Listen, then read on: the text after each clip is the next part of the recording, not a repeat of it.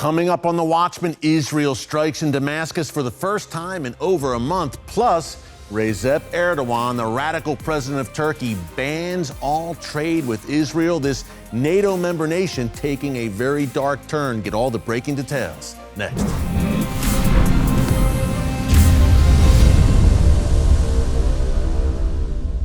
Hey folks, Erick Stakelbeck here. Welcome to the Watchman Newscast. We've got a Ring of Fire update for you today. What is the Ring of Fire? Well, it's that Iranian-backed terror axis that surrounds Israel on all sides. We're talking Hezbollah in Lebanon, Hamas and Islamic Jihad in Gaza, the Houthis in Yemen, and those various Iranian-backed Shia militias in Iraq and Syria. Folks, they have been very active over the past 24 hours, as has Recep Tayyip Erdogan. Now, you may not have heard that name very much recently, but he's, I'd say, up to his old tricks vis-a-vis Israel and then some very important events in Turkey over the past 24 hours as well. And remember, NATO member nation, we call it on the newscast under Erdogan's radical rule, 9-0, NATO in name only. We've got a breakdown for you in a minute. Before I get into it, quick reminder, folks, if you have not subscribed to the Watchman channel right here on YouTube, hey, be sure to subscribe and click the notification bell so you get alerts every time a new video is posted.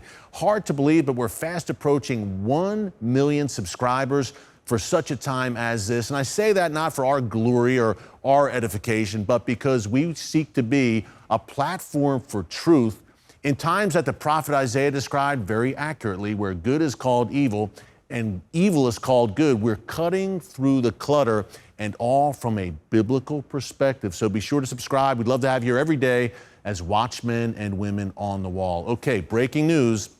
When we're talking about that Ring of Fire, a crucial cog in it, of course, is Syria for a few reasons. Number one, the Assad regime is a sworn enemy of Israel. And number two, and even more importantly, the Iranian regime and Hezbollah have set up shop there in Syria at Israel's doorstep. That's why Israel has carried out hundreds, if not more, airstrikes against Iranian and Hezbollah assets in Syria over the past decade plus. And look, April 1st, folks, looms very large over the region still, where Israel eliminated Mohammad Reza Zahedi and a number of other top Iranian Islamic Revolutionary Guards Corps generals in Damascus, Syria, where they had been convening. And of course, we know the after effects of that, April 13th, 2024, where the Iranian regime, in response to that attack on April 1st, carries out an unprecedented barrage against Israel. Over 300 projectiles, missiles, attack drones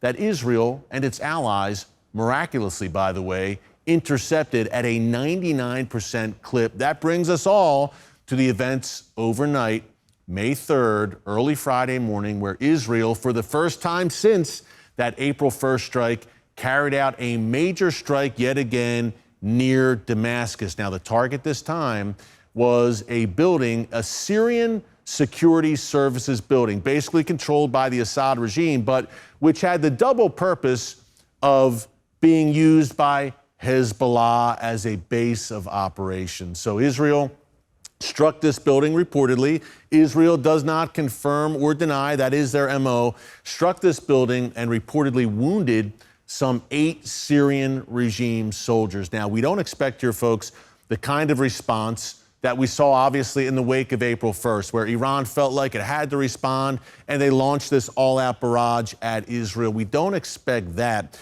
This strike last night kind of kept true to form to the majority of strikes we've seen carried out by Israel over the past decade or so. But significant in that it shows this. In the wake of April 1st, that major strike, which again took out several top Islamic Revolutionary Guards generals, and then Iran responded, and the region was on the brink of an all-out war, absolute tinderbox, it shows you that Israel is not shying away. Even with all that in the background, Israel is not shying away from doing what it needs to do to preserve the security of the world's one and only Jewish state. So you can expect these strikes in Syria against Iranian and Hezbollah and Assad regime assets to continue, because to not do that would completely expose Israel, number one, to weapon shipments from Iran transiting through Syria to be used against Israel. And number two, it would enable Iran and its allies to just butt right up against that Israel-Syria border and create further havoc there.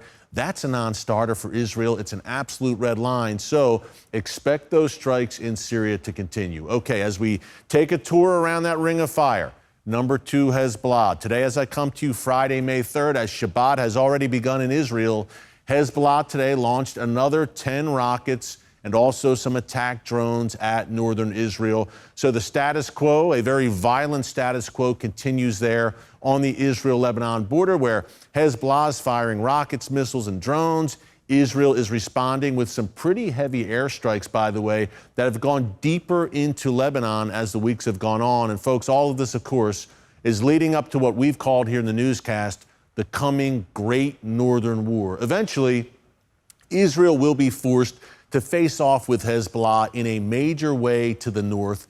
We know that's coming, but in the meantime, to the south, another ring on that ring of fire, Gaza, Hamas in particular.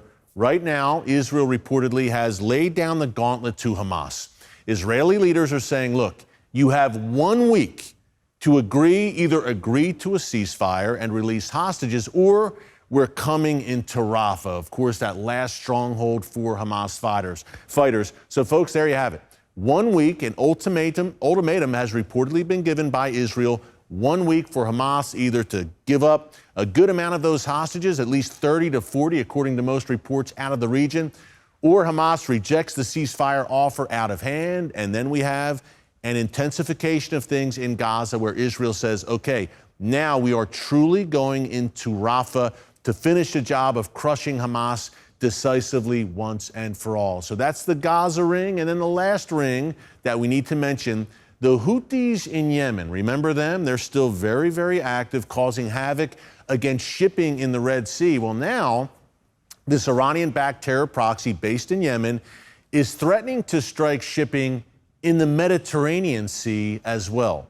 Folks, this is what happens when the free world does not stand up to a ragtag group of Iranian-backed terrorists in Yemen and allows this jihadist group to continue to wreak havoc. This should have been, a stop should have been put to this months ago. Obviously, what the U.S. and the U.K. have done, these limited airstrikes against Houthi targets, the Houthis haven't gotten the memo. Let's just leave it there. So they will continue until they are decisively and forcefully sent a very clear message. Does that include not just targeting Houthi launching sites, but perhaps targeting Houthi terrorists themselves? We shall see, because again, these attacks continue unabated to the point where, as I just mentioned, the Houthis want to expand their theater of operations beyond just that immediate Red Sea vicinity. Okay, last update for you. This is not a charter member of that Iranian-backed Ring of Fire, but it operates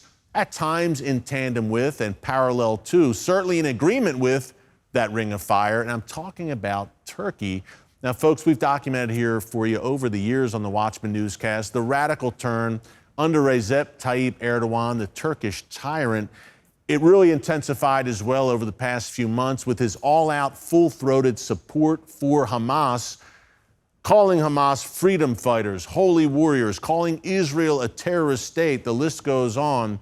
Well, yesterday, things went to a new, dangerous level when Recep Tayyip Erdogan announced that Turkey was canceling all trade with Israel. Now, despite very tense relations since Erdogan took office over 20 years ago now, hard to believe, and he's probably not going anywhere if he has anything to say about it.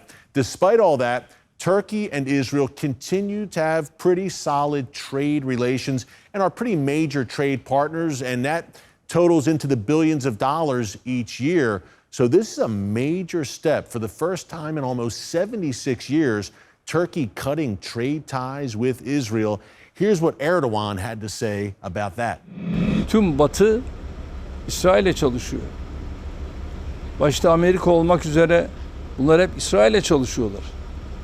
Ve bu kadar imkanlar seferber edilerek ne yazık ki Filistin'in o garip kuraba, fakir, yoksul insanları İsrail'in bu bombaları karşısında ölüme mahkum edildiler.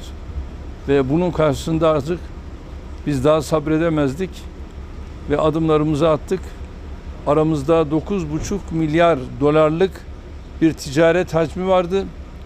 Bu ticaret hacmini de biz yok farz ederek bu kapıyı kapattık. So folks, just like that, in one fell swoop, Erdogan managed to blast the US, the entire West, and Israel. This is a harbinger of things to come in Turkey. I'm sad to say, folks, if you look at this big picture prophetically, we've talked about that coming war of Gog and Magog. Funny names, I know, but the book of Ezekiel chapters 38 and 39 lays that out very clearly when in the latter days, Ezekiel's words given to him by God Almighty, a coalition of nations will come against Israel. I believe Turkey will be alongside Iran and Russia, and they don't get very far. Spoiler alert, they meet their demise on the mountains of Israel. But know this, that Turkey will continue to turn into that Russia-Iran orbit, will continue to turn against the West and Israel. It's very clear, and it's amazing to see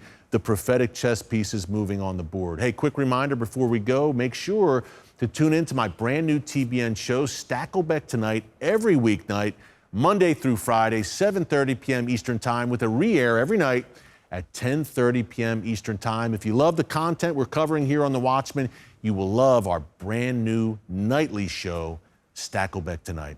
Hey, thanks so much for joining us here today on the Watchman Newscast. Have a great weekend. Until next time, God bless you. And remember, never hold your peace.